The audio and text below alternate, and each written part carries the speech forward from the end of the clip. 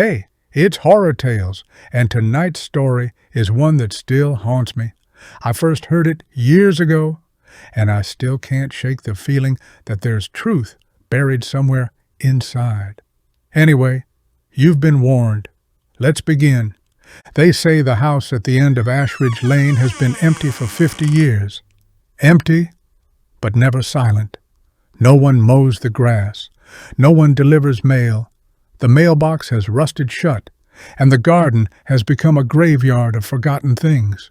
Broken toys, a single child's shoe, half a porcelain doll. The windows stare out like cataract eyes, blind and brooding. Locals cross the street to avoid walking past it. Even the birds don't sing near it. They say the house listens. Claire hadn't even known she had an Uncle Thomas until the letter arrived. Yellowed envelope, typewritten pages, stamped by a small-town law office she'd never heard of. The letter informed her of her inheritance. One Victorian home, fully paid, now legally hers. She almost threw it away. Claire lived in a cramped city apartment, worked a remote job, and rarely left the comfort of concrete and convenience. She didn't believe in ghosts. She believed in bills and traffic and bad coffee. Still, she felt something when she read the address, like something behind her exhaled. She told herself it was curiosity, a weekend trip, nothing more, just one weekend.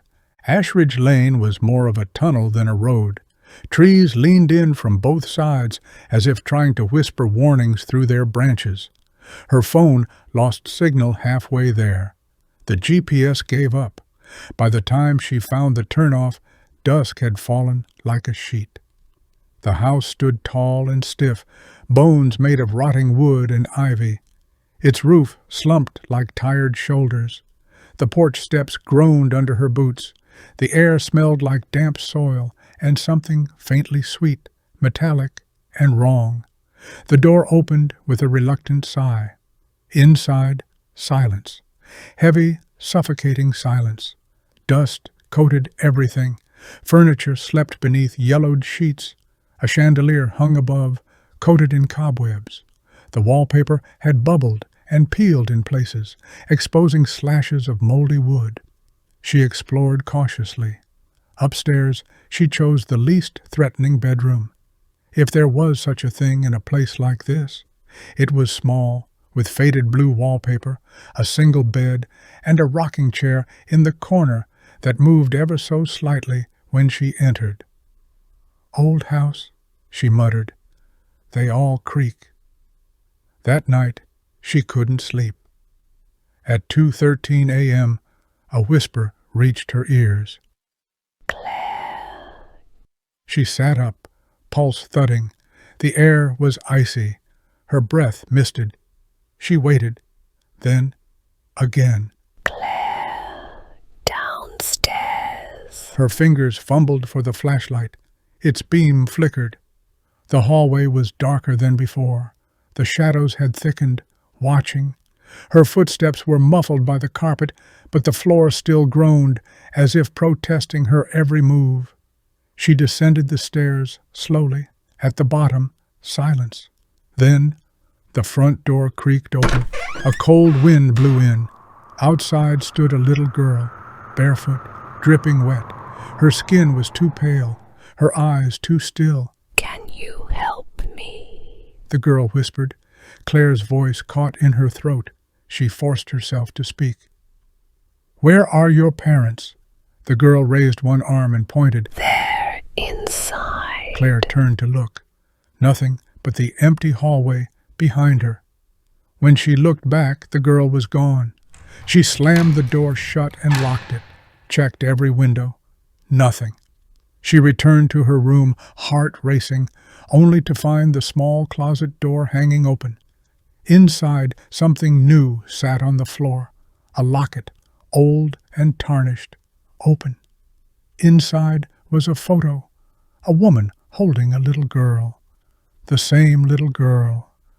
Claire didn't sleep the rest of the night. In the morning, she searched the house for records, old documents, newspapers, anything.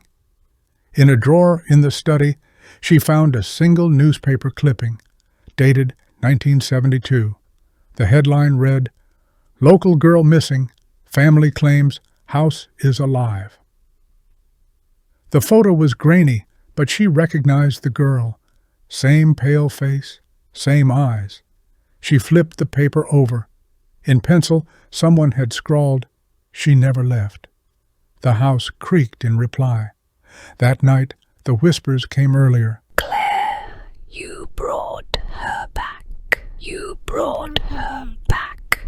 The words came from all around, echoing through the walls like the house itself was speaking. Lights flickered. Her phone screen turned on by itself, displaying a photo of the locket, a photo she'd never taken.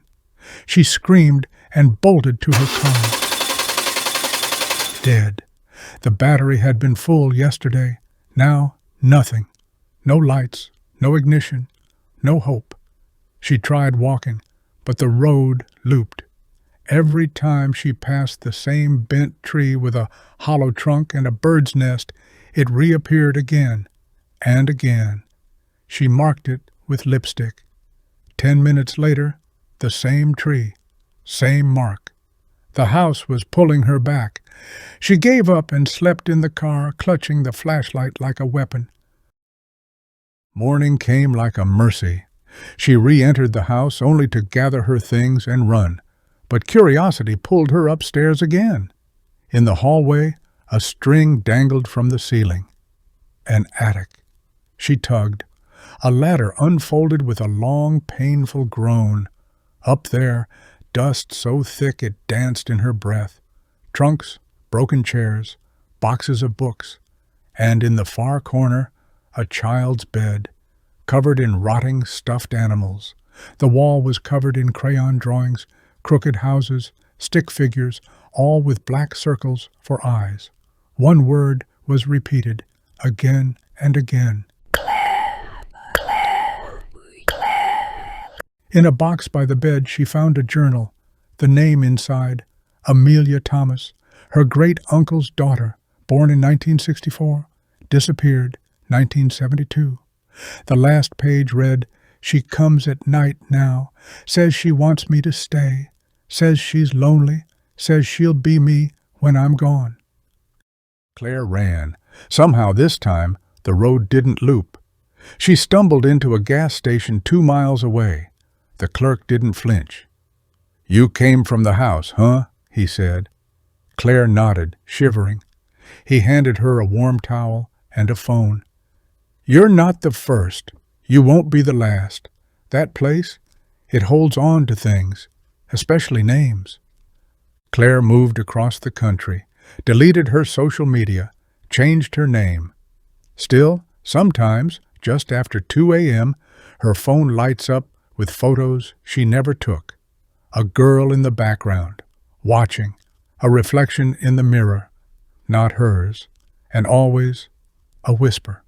Claire, you brought me home. And that is where the story ends, or at least that's what they want you to believe.